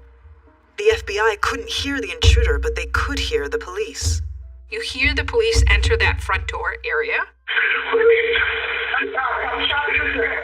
We're able to clearly hear officers responding, so that was a big red flag for us. Even though Nick's story is beginning to fall apart, police need more than the 911 calls to bring him to justice. We're trying to disprove a fictitious intruder, and so to do that, we need to look at any forensic thing that we missed in terms of ballistic examination. They turn to the Minnesota Bureau of Criminal Apprehension. The BCA is the state crime lab and conducts firearm examinations. One question they consider: is it possible for a loaded shotgun, like Nick's, to be accidentally fired during a struggle? This is a side-by-side, double-barreled 20-gauge shotgun. To open it for loading, you push this lever, so you put shot shells into the chambers. Opening the action automatically puts the safety on safe. So if I want to fire the shotgun, I have to push the safety forward. That disengages the safety, and now it's ready to fire. It's going to require 2 actions to shoot that weapon. And so that's something that Nick never talks about in his interview. Which is also very telling, because Nick had to have intentionally taken that safety off. The BCA next examines the ammunition used, which is a type of birdshot. I'm going to open up one of these shot shells so you can see the components inside. Birdshot is designed to spread for maximum coverage, to increase the chance of hitting small targets. The greater the spread, the further away the target is. The shot and this shot cup and wad assembly will be all together, and as you travel downrange, the shot cup pretty quickly pulls away from the column of shot itself to expand as designed as it travels away from the shot. As it travels, that wadding starts to lose speed and the shot starts to take over. The wadding falls to the ground as the pellets travel away from the shotgun. The spread gets bigger and bigger and less dense and less dense. But in Heidi's case, both the wadding and the pellets were lodged in her back. So it led us to believe that she was rather close to the shotgun when it was discharged. To find out how close, Nat Pearlson conducts distance tests at the firing range. And then we'll place a target at a known distance from the muzzle of the shotgun. We're going to use this remote shooting cart to hold the shotgun and be able to witness the pattern that the shot leaves at the different known distances we'll test. The pattern that was on Heidi was rather tight. The first test is to fire the weapon from a distance of 1 foot.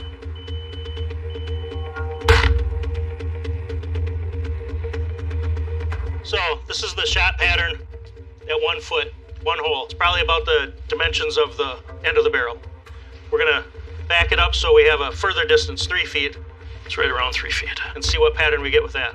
At 3 feet, the shot pattern is already visibly different. Kind of see the shape of individual shot at the very periphery here. A little bit of separation of shot from that main mass. The target is then backed up to 9 feet. And on this final shot, we actually have a shot all the way outside that main pattern. 5.5, 6 inches at the widest. Agent Pearlson determines the muzzle was less than 9 feet away from Heidi when it was fired, by comparing this shot pattern to the one on her body. This distance will help police determine where the shooter must have been standing to shoot Heidi in the back. Investigators reanalyze the crime scene to see if they can confirm how the struggle played out. That entryway is very small. When you look at the photos, they almost give an impression that it's a little bigger than it actually is. And so the FBI helped us find a way to recreate the scene. The FBI returns to the Firkus home with a Faro scanner, a specialized laser device used to build an exact digital replica of the scene, accurate to the millimeter.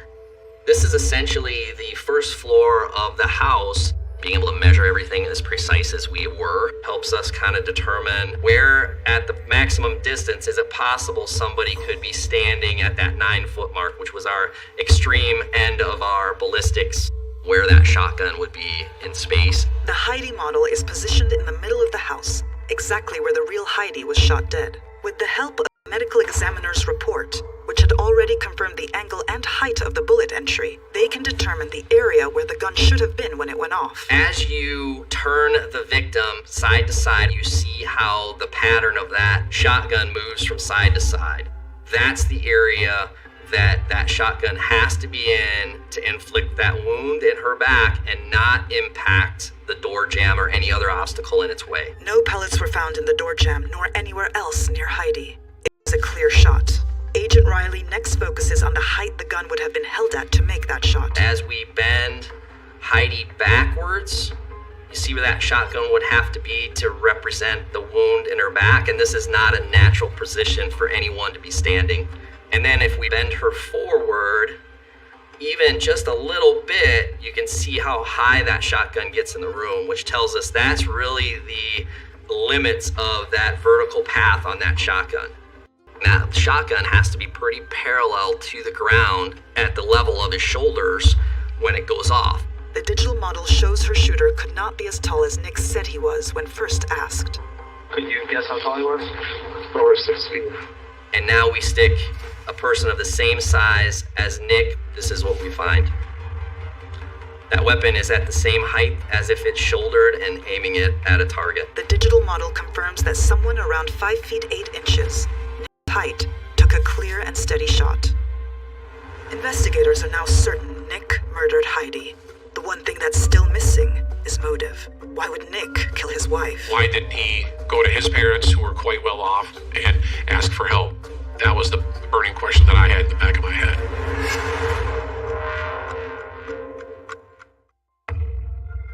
Nick Firkus is now the only suspect in his wife Heidi's murder. But by all accounts, he had no reason to kill her. Nick's motive was not obvious. Investigators return to Kevin Sullivan's analysis. This is the document that states an absolute time that they would be evicted. On April 26th at noon, which is the day after Heidi was murdered. This was going to be a really public eviction. The sheriff was going to come on a busy street in front of all the neighbors. They were going to see Heidi and Nick being kicked out of their home. The locks changed publicly with nothing moved. There was no coincidence that they were about to lose their house the day after Heidi was murdered. So it wasn't the fact that he was going to lose the house, but it was the years of lies in front of it. This is where it's building up. This is the point where you're going to get caught, the end of this paper. And he knew that. The motive is he didn't want to be viewed as a failure. He didn't want to be seen as losing in this game of life. The family and friends were all going to find out. Heidi was going to find out. And his entire world was about to collapse. With both a motive and forensic evidence proving that there couldn't have been an intruder, police have their own theory of what happened the early morning of April 25th, 2010. Nick woke Heidi up, told Heidi someone's breaking in. Nick goes downstairs with the gun concealed in a pair of jeans. Nick was trying to transport the shotgun in a way Heidi would not know what was going on. We think Nick was somewhere in the house, secluded. Police believe Nick was hiding in the living room. When Heidi came downstairs, she got on the phone. Someone's trying to break into my home. And when he found that she was on the phone, I think that surprised him. Nick steps out, pulls that shotgun out of the pants, which is why the pants are tossed right there. We have that one pant leg of the jeans pulled out, aims and shoots and kills Heidi. Walks over, checks that she's dead, picks up her phone, and what he does first, according to her cell phone records, is he's going through her call log to see who she's called. And realized she'd called 911, and that's when things unraveled for him. What's that do? That sets his clock, because he knows the cavalry's coming. He then goes back to the front door and shoots himself in the leg to make the intruder story sound more plausible. If you're going to shoot yourself with a 20-gauge shotgun, where would be a safe place to do so? This is the best place, and you could inflict a wound here and be pretty safe that you're not going to hit an artery or something that could kill you. Nick comes back and calls 911. 11 years after Heidi's murder, authorities finally make a move against Nick.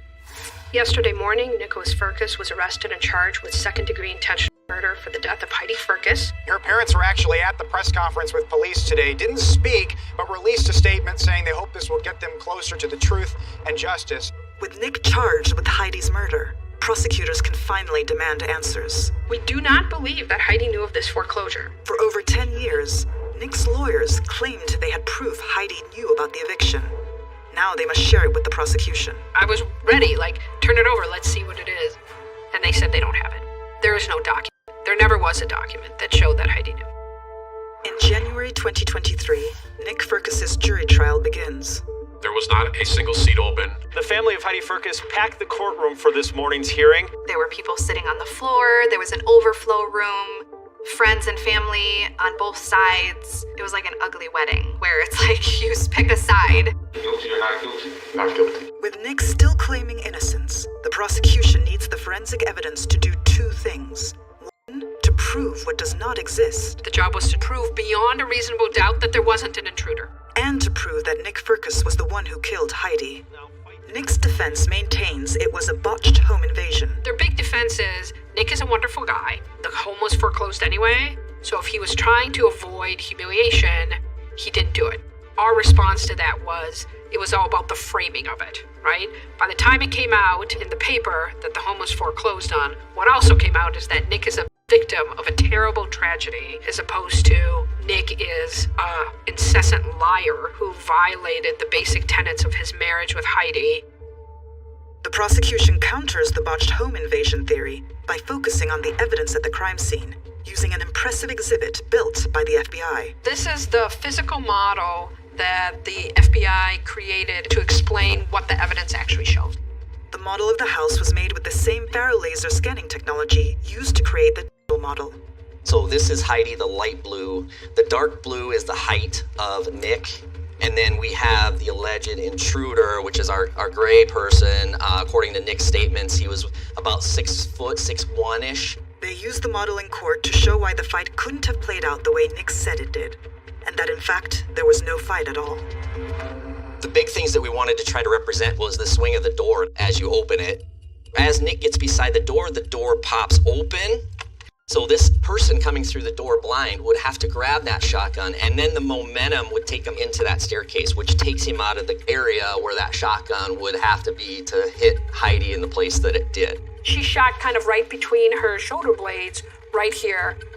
So that was a big piece. The other piece that's hard to really get is as that shotgun is being fired, the likelihood of that being perfectly level with two people fighting over is just not possible. So if there's a fight, very unlikely that it would hit anywhere other than a wall or in this area here because of the momentum the intruder would have coming through the door. Prosecutors then address another part of Nick's story that doesn't hold up. Nothing is disturbed. This is a close-up of that entry table. And there is a life and death struggle happening in this area, according to Nick. So as they're fighting and they continue to fight, there is a receipt on that end table, and if you imagine a door bursting open and then closing, that hasn't seemed to move at all. There's no signs that anything has been disturbed. It's just so improbable, it's impossible. The defense insists there is solid evidence of an intruder, the tool marks on the doorframe. The police in their investigation, they actually took the door, and they took part of the door frame as well. And we have that right here. We actually admitted it into evidence. A locksmith testifies that the marks predate Heidi's murder. What he indicated that it looked like it could possibly be was actually a homeowner who might have accidentally locked themselves out. And it's just these like little marks. And as you can see, they're not fresh. They're painted over. The defense disagrees. What they wanted to show was that we didn't prove beyond a reasonable doubt that there wasn't an intruder. So, to close their case, prosecutors have no choice but to go all out. She did it right in front of everybody for people to see, which was a very bold move.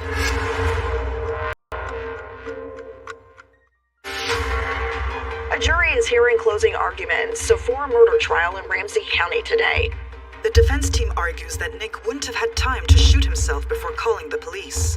The time between the end of Heidi's 911 call and Nick's call is only 65 seconds. So in our closing argument, we set up a timer, and we set up a timer for 65 seconds and essentially reenacted it, right? We had the shotgun, my co-counsel fired, walked over, and this is while a giant clock was ticking, then went back over, aimed the shotgun, shot themselves, and then went back over to the body. When we did it during closing argument, we had quite a few seconds left, and then, kind of ended on that. I think that solidified everything. I mean, after she did that, it was silent. Granted, I wanted to stand up and applaud her. The jury deliberates for just a few short hours. You could hear a pin drop in that courtroom because it's coming to an end. You have a family who has lost a daughter forever. None of this should have happened. A jury found Nicholas Firkus guilty of murdering his wife in their St. Paul home more than 10 years ago. It's a small relief to Heidi's family. I really miss my sister.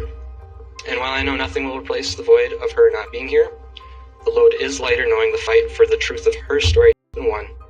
While I understand the jury's verdict and the sentence you must give, I do maintain and will maintain to my dying breath my innocence of this crime. Nick Firkus is sentenced to life in prison without parole. The Heidi Firkus case is something that none of us will ever forget because we spent so much time and sweat and tears at times trying to bring justice for her and for her family.